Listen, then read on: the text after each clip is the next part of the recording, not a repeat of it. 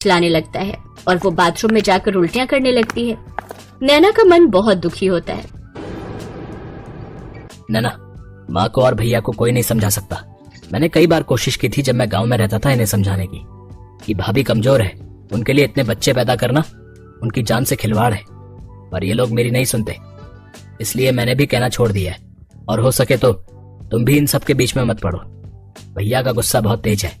बेकार में अगर उन्होंने तुम्हें कुछ कह दिया तो मुझसे बर्दाश्त नहीं होगा, और हम तो कुछ महीने में यहाँ से वापस शहर चले ही जाएंगे। इसलिए जब तक यहाँ रह रही हो सबसे घुल मिल कर रहो। पर दीपक, ये तो गलत है ना। भाभी का चेहरा देखो, ऐसा लगता है कि उनके शरीर से खून की एक एक बूंद निचोड़ती जा रही है। मैं तो क्या, कोई समझदार डॉक्टर भी होगा तो वो भी भाभी को अब 10वां बच्चा करने के लिए मना कर देगा। तभी नैना की सास आ जाती है। ये लो बहू, खीर तो तुमने खाई ही नहीं थी, मैंने सोचा खुद ही ले आती हूँ। अब तुम भी जल्दी ही बच्चे की खुशखबरी देना। मैं तो यही कहूंगी कि बेटा पैदा करना जो हमारे घर के वंश को आगे बढ़ाए। बड़ी बहू तो पहले ही 9 बेटियां पैदा करके हमें परेशान कर चुकी है, पर मैं उम्मीद करूंगी कि तुमसे हमें बेटे की खुशखबरी ही मिले। अब जल्दी जल्दी 2-4 बच्चे पैदा कर लेना। दीपक, तेरा भाई बुला रहा है, जा सुन ले। नैना अपने ससुराल वालों की घटिया सोच को देखकर बहुत अजीब सा महसूस कर रही थी। नैना को अपने ससुराल में रहते कुछ दिन बीत गए थे और फिर एक दिन सुमन के सास उसे चेकअप के लिए अस्पताल ले जाने लगी, तो नैना ने बहाने से उसे रोक दिया। माँ जी, वो मेरे पेट में थोड़ा दर्द है, 2-3 दिन से हो रहा है। मैं सोच रही थी मैं भी डॉक्टर से कोई दवाई ले आऊंगी। मैं भाभी के साथ अस्पताल चली जाऊँ? हाँ हाँ बहू, क्यों नहीं, अच्छी बात है। तुम अपनी दवाई भी ले आना और हाँ, इसका अच्छे से चेकअप करवाना और डॉक्टर से पूछ लेना कि ये दोबारा माँ कब बन सकती है। जी ठीक है माँ जी। नैना ने जानबूझकर पेट दर्द का बहाना किया था ताकि वो अस्पताल जाकर डॉक्टर से बात कर सके। देखिए नैना जी, आपकी जेठानी सुमन बहुत ज्यादा कमजोर है, इनमें खून की बहुत कमी है। अगर ये 10वां बच्चा करने के बारे में सोचेंगी तो इनकी जान को खतरा है। मैं तो यही कहूंगी कि इन्हें एक और बच्चा पैदा करने का चांस बिल्कुल नहीं लेना चाहिए। डॉक्टर, फिर आप बताइए कि हम ऐसा क्या करें ताकि भाभी की जान को खतरा ना हो। एक ही इलाज है, इनके बच्चा बंद का ऑपरेशन करवा दो। मैं बच्चा बंद का ऑपरेशन नहीं करवाऊंगी। अगर मैंने ऐसा किया तो मेरा और मेरी बेटियों का भविष्य खराब हो जाएगा। नहीं नहीं डॉक्टर, आप ऐसा कुछ मत करना। नैना चलो यहाँ से, मैं यहाँ नहीं रुक सकती। सुमन घबराकर घर लौट आई। उसने डॉक्टर की बात को नहीं माना और फिर वही हुआ जिसका डर था। सुमन एक बार फिर से गर्भवती हो गई। सास की खुशी का ठिकाना नहीं था। सुमेर भी बहुत खुश था, पर नैना के चेहरे पर बिल्कुल भी खुशी नहीं थी, क्योंकि वो जानती थी कि सुमन अपनी जान के साथ खिलवाड़ कर रही है। अगले कुछ महीनों तक नैना वहीं रही और अचानक एक दिन सुमन की हालत बहुत खराब हो गई और उसकी जान पर बन आई। दीपक, भाभी की हालत बहुत खराब है, हमें इन्हें शहर ले जाना होगा। हाँ नैना, घबराओ नहीं, हम भाभी को कुछ नहीं होने देंगे। अरे कुछ नहीं होगा बहू को, ऐसा होता रहता है। तुम दोनों कहाँ शहर ले जा रहे हो? अरे यहीं किसी गांव के डॉक्टर को दिखा दो, शहर ले जाने की कोई जरूरत नहीं है। पर भैया, भाभी की हालत बहुत ज्यादा खराब है, अगर यहाँ हमने किसी को दिखाया तो बहुत देर हो जाएगी। मैं सुमन का पति हूँ, समझे? उसके लिए जो भी फैसला लूंगा मैं लूंगा। चल सुमन, गांव के डॉक्टर के पास चल। नैना की सास और जेठ उनकी बात नहीं मानते और सुमन को जबरदस्ती गांव के डॉक्टर के पास ले जाते हैं। डॉक्टर सुमन का इलाज करने लगती है। देखिए, सुमन को ब्लीडिंग स्टार्ट हो गई है। यहाँ गांव में हमारे पास इतने प्रबंध नहीं है कि हम सुमन का यहाँ इलाज कर सके। सुमन को शहर ले जाना होगा वरना उसकी जान चली जाएगी। मैंने आपको कहा था कि हमें भाभी को शहर ले जाने दो, पर आपने हमारी एक बात नहीं मानी। आपको पता भी है अगर भाभी को कुछ हो गया तो ये पूरा घर खत्म हो जाएगा। आपकी बेटियों का क्या होगा जिनकी परवरिश भाभी कर रही है? आप दोनों कितने स्वार्थी हो गए हो जो एक औरत की जान के साथ खेल रहे हो। माँ जी, आप भी तो एक औरत हो, आप भी भाभी के दर्द को नहीं समझ पाई।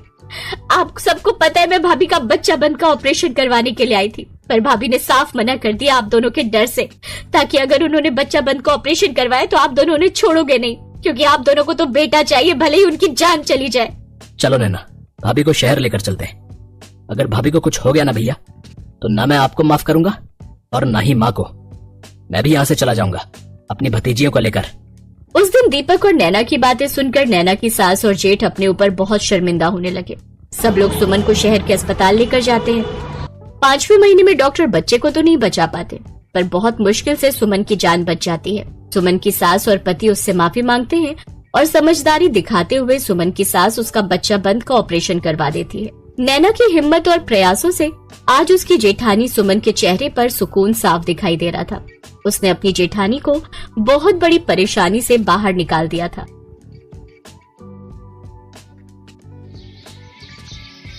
अनुराधा के पति का अचानक एक बीमारी से देहांत हो गया।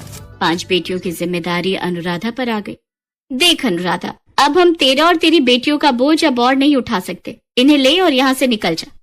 पर भाभी, मैं इन 5 को लेकर कहाँ जाऊंगी? मेरा कोई ठिकाना नहीं। माँ बापू भी गांव में चल बसे। इस घर से मेरी यादें जुड़ी हुई हैं। मैं इस घर में बहू बनकर आई थी। विनोद के जाने के बाद आप इतना क्यों बदल गई? बदलना पड़ा। हमारा दिमाग खराब नहीं है जो अपने पैरों पर खुद ही कुल्हाड़ी मार ले।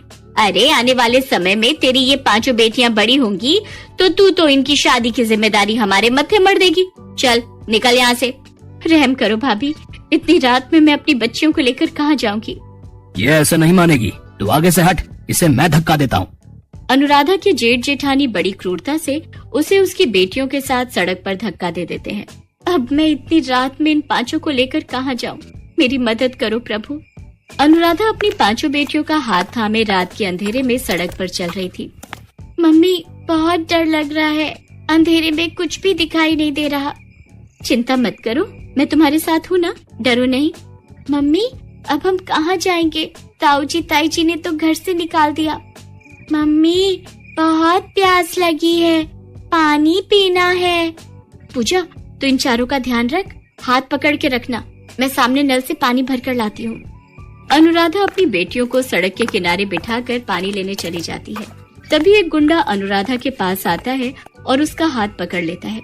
क्या बात है, प्यास लगी है क्या? कहो तो हम बुझा दें। मेरा हाथ छोड़ो, मुझे छोड़ दो। ओए, जब वो कह रही है तो छोड़ क्यों नहीं देता? अबे, तू इसका कौन है जो बीच में टांग अड़ाने आ गया? मैं कोई भी हूँ, तुझे इससे क्या? लगता है तू ऐसे नहीं मानेगा। वो आदमी गुंडे को मार पीट कर वहाँ से भगा देता है। शुक्रिया भैया, आज आपने मेरी मदद की।